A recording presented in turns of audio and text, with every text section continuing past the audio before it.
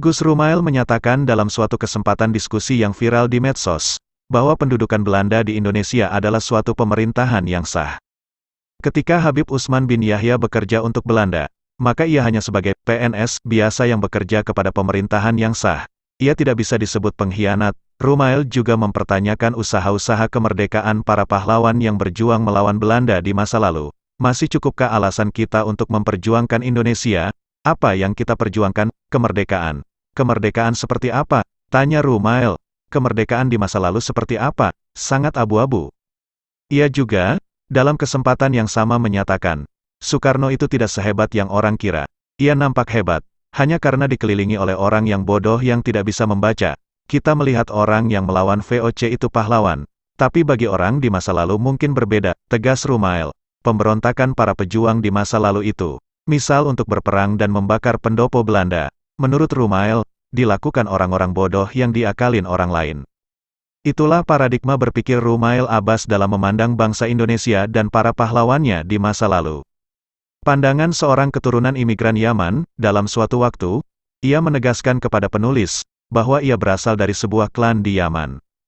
Ketika mendengar ungkapan-ungkapan Rumail itu, penulis bertanya dalam hati, apakah paradigma berpikir seperti itulah yang dimiliki keturunan imigran Yaman hari ini? Atau ia hanya paradigma berpikir kebanyakan imigran Yaman di masa penjajahan, yang sisa-sisa paradigma berpikir itu masih diwarisi, di antaranya, oleh Rumail.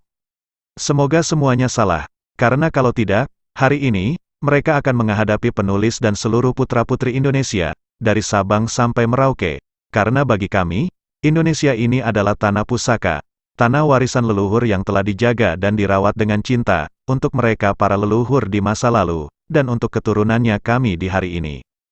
Wahai saudaraku, Rumail, setiap pikiran, keringat dan air mata Soekarno dan kawan-kawan di masanya itu, bagi kami adalah mesin penggerak dari bahan bakar yang telah ada terpendam dalam dada setiap bangsa Indonesia untuk memperjuangkan kemerdekaan.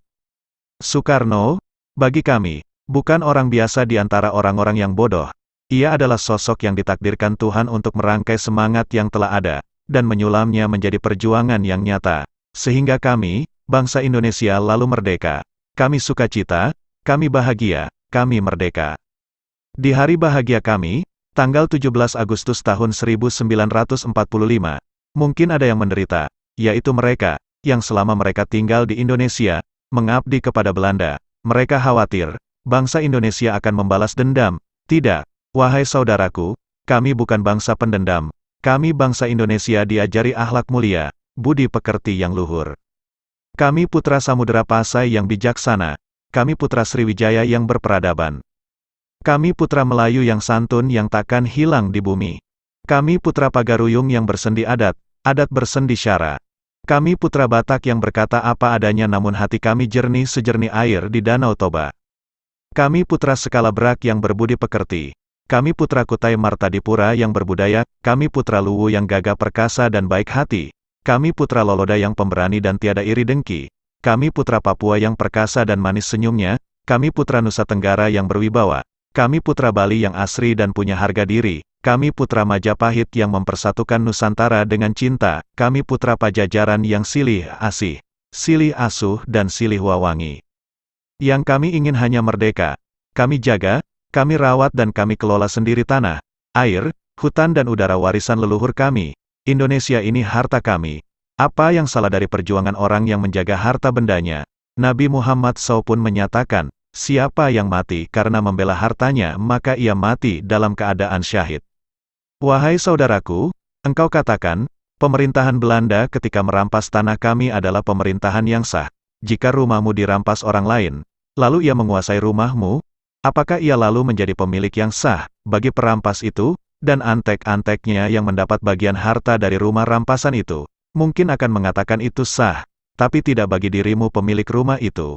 Perampas itu adalah orang zalim yang wajib diusir dan dilawan, bila perlu dibunuh. Pemilik rumah Indonesia ini adalah kami, wahai saudaraku. Kami nyatakan sekeras-kerasnya pernyataan, bahwa pemerintahan Belanda dan penjajah lainnya adalah tidak sah. Wajib diperangi, wajib diusir, dan semua orang yang membela dan membantu Belanda ketika itu adalah pengkhianat, apapun alasannya, dan yang dilakukan oleh leluhur kami di masa lalu, adalah perjuangan yang sah. mereka membakar pendopo Belanda itu tidak berdosa, dan mendapat pahala yang tiada taraf, yang dilakukan leluhur kami di Surabaya. Membunuh Malabi adalah jihad, berpahala surga, dan itu pula yang akan kami lakukan. Jika hari ini, atau masa yang akan datang, ada orang-orang yang akan mengusik keindonesiaan kami putra-putri Indonesia, dari Sabang sampai Merauke, tidak akan tinggal diam. Ini janji kami. Untuk semua itu, kami akan korbankan apapun sebagaimana leluhur kami mengorbankan segalanya untuk kami hari ini. Seperti engkau mewarisi paradigma berpikirmu seperti di atas, begitu juga kami, mewarisi jiwa ksatria leluhur kami itu. Setiap bangsa lain, yang hari ini hidup di tengah-tengah kami dengan sopan santun dan akhlakul karimah, akan kami jaga, akan kami lindungi, akan kami berikan kesempatan bereksistensi sesuai prestasinya dalam kehidupan, tetap dengan penuh sopan santun dan jangan mengkerdilkan perjuangan leluhur kami, jangan mengusik kenusantaraan kami, peradaban kami yang luhur. Kami telah sepakat, dari Aceh sampai Papua, untuk berindonesia selama-lamanya, dalam suka dan duka, dalam segala keragaman kami, bantu kami menjaga semua itu, wahai saudaraku, selama-lamanya.